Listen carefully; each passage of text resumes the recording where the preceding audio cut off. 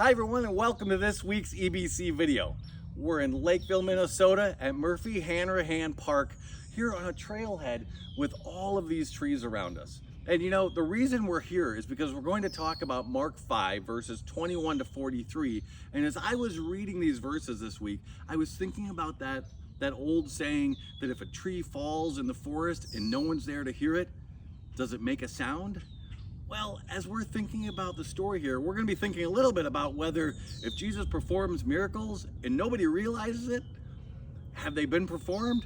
Well, yeah, the answer is of course they have. But let's talk about what happens here, because there are two stories in Mark 5 and they're sandwiched together in a way that tells us that we know that Mark means for them to be related for us. Okay, because actually the first story is the one in which Jesus heals a woman who comes to touch his cloak.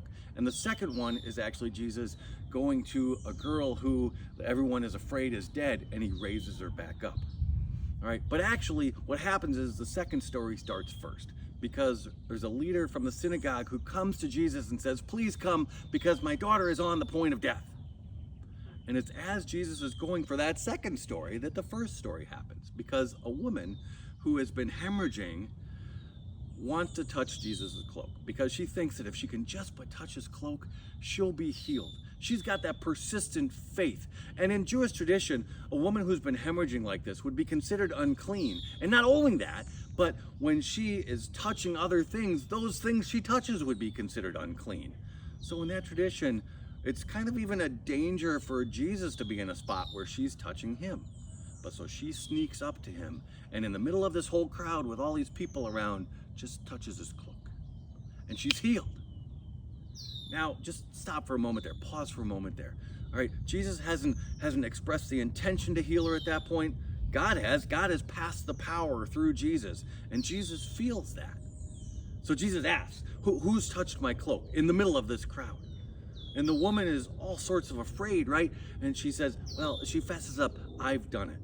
And you sort of have this picture like, I mean, here's a woman who had enough faith to be healed just by touching the cloak, and you feel like, why is she confessing something? But she is afraid, and she confesses that she has touched Jesus' cloak to be healed, and Jesus blesses her.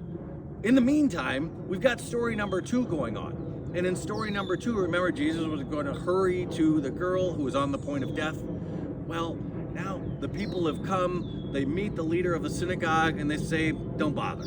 It's all over, it's already too late. And Jesus says, actually, don't worry about it. She's not dead, she's just sleeping. And so now we have this really big contrast, because unlike the woman whose faith was, all I need to do is touch his cloak, the crowd starts laughing and ridiculing Jesus. No, she's already dead, didn't you hear? It's over.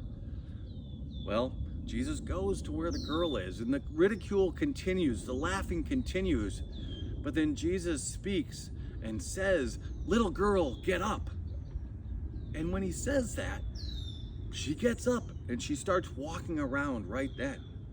Now, Jesus has only taken 3 of his disciples with him to go help this little girl.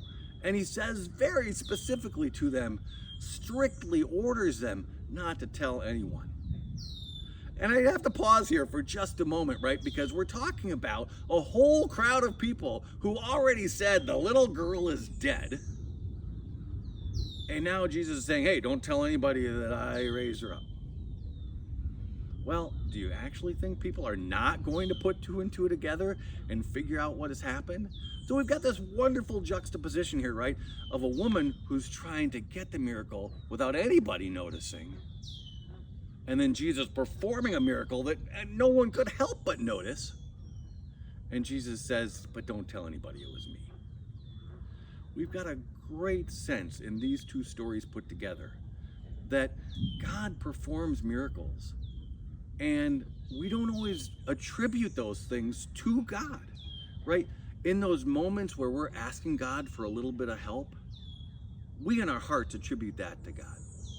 But in a lot of moments out in the world, when things are happening and we're being protected and taken care of, we don't always see that it's God doing it. And Jesus tells us when he raises this little girl that he's not interested in the adulation, but he is interested in making sure that eventually we're figuring it out. eventually we're seeing God working in our everyday lives. So whether or not you're the woman who's just sneaking for one little miracle, or whether or not you're seeing great big miracles happening in the world, take a moment this week to be thinking about God working in our lives. Everyone have a great week.